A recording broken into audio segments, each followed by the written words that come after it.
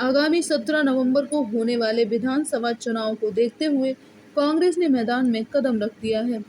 कांग्रेस की पहली सूची जारी हो चुकी है, जिसमें ग्वालियर पूर्व विधानसभा से एक बार पुनः कांग्रेस ने डॉक्टर सतीश सिकरवार पर अपना भरोसा जताया है।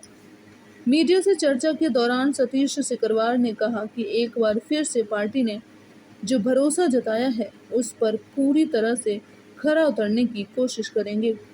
इस बार कांग्रेस के साथ प्रदेश की पूरी जनता चुनाव लड़ रही है।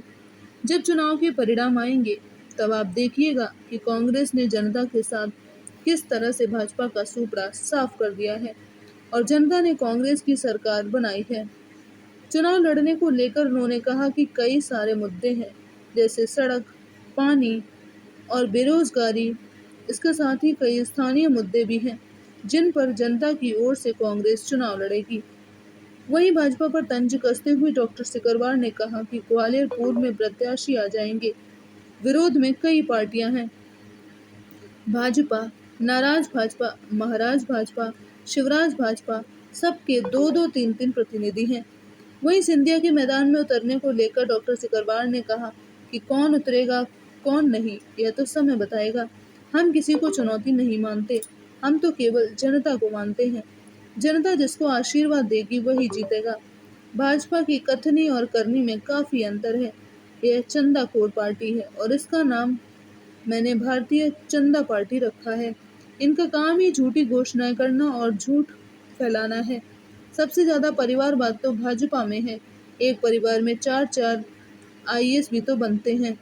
जो काम जो करेगा वही तो रहेगा। जब एक परिवार में 4 आईपीएस बन सकते हैं, तो जनता की सेवा करके एक परिवार में क्या विधायक नहीं बन सकते? कांग्रेस पार्टी ने जिस प्रकार भरोसा व्यक्त किया है, निश्चित रूप से कांग्रेस के भरोसे पर खरा उतरने का प्रयास करेंगे और इस बार कांग्रेस के साथ पूरी जनता चुनाव लड़ रही है और 2023 के जब परिणाम आएंगे तब दिखेगा कि जनता ने भारतीय जनता पार्टी का सूपड़ा साफ कर दिया और कांग्रेस की सरकार बनाई।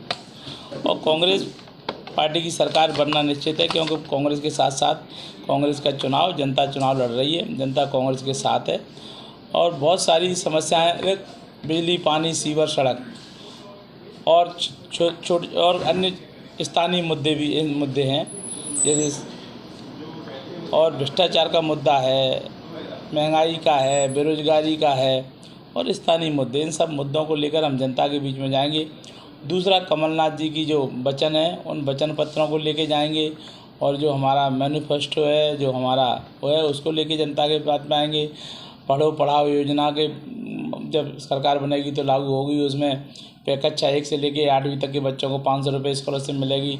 कक्षा 8 से 10वीं बच्चों को 1000 मिलेगी और 10वीं से लेके 12वीं तक के जो बच्चे हैं उनको 1500 रुपये महीना मिलेंगे। हम नारी सम्मान के तहत प्रत्येक बहन को 1500 रुपये देंगे। ऐसी हमारी तमाम सारी जो वचन पत्र हैं, माननीय कमलनाथ जी के जो वो हैं, उनको पूरा करेंगे निश्चित रूप से।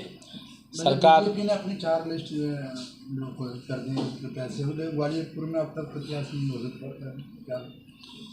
ग्वालियर पूर्व में प्रत्याशी आ जाएंगे, प्रत्याशी तो आना ही है। बहुत से प्रत्याशी इस पूर्व विधानसभा में तमाम पार्टी हैं, भाजपा, नाराज भाजपा, शिवराज भाजपा, महाराज भाजपा, कई दावेदार हैं। सभी पार्टियों में एक पार्टी में 3-3, 4-4, तो 3 दावेदार शिवराज भाजपा के, 3 दावेदार नाराज भाजपा के, 3 दावेदार महाराज भाजपा के। तो दावेदार इस समय ज़्यादा हो गए हैं। सिंधिया जी की चर्चा है, वो भी उतर सकते हैं ग्वालियर में। कितनी बड़ी अब कौन उतरेगा कौन नहीं उतरेगा, हम तो किसी को चुनौती नहीं मानते। हम तो जनता का आशीर्वाद मानते हैं कि जनता आशीर्वाद देगी, वो जीतेगा और जनता का आशीर्वाद कांग्रेस के साथ।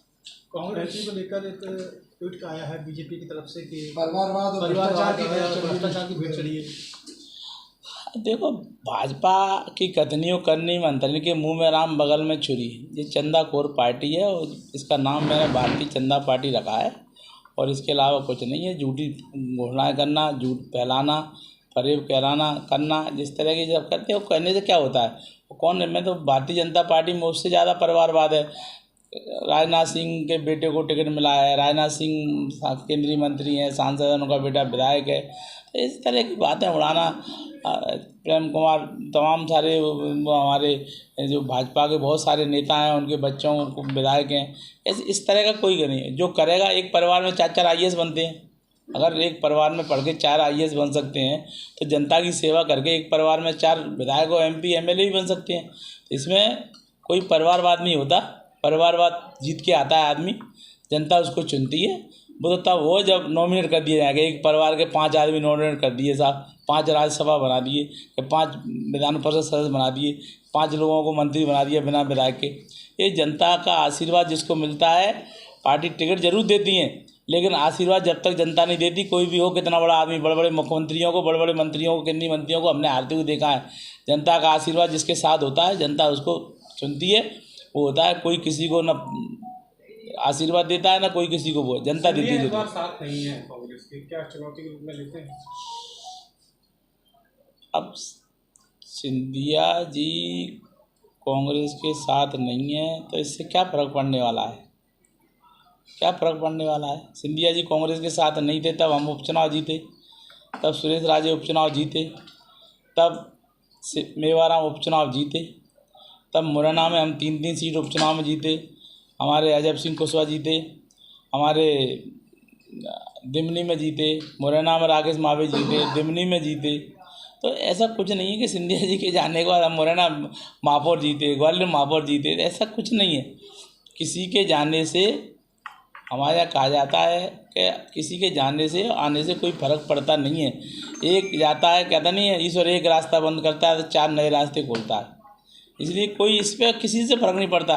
मुन्ना लाल जी चले गए, सतीश अग्रवाल आज कांग्रेस के विधायक हैं, कांग्रेस के प्रत्याशी हैं, कल हम नहीं रहेंगे तो कोई और रहेगा। तो इसलिए कोई सोचा कि मेरी दम पे दुनिया चल रही है, गलतफहमी है उसको, और इसलिए किसी को गलतफहमी मन में नहीं पालना चाहिए कि मेरी दम पे दुनिया चल रही है।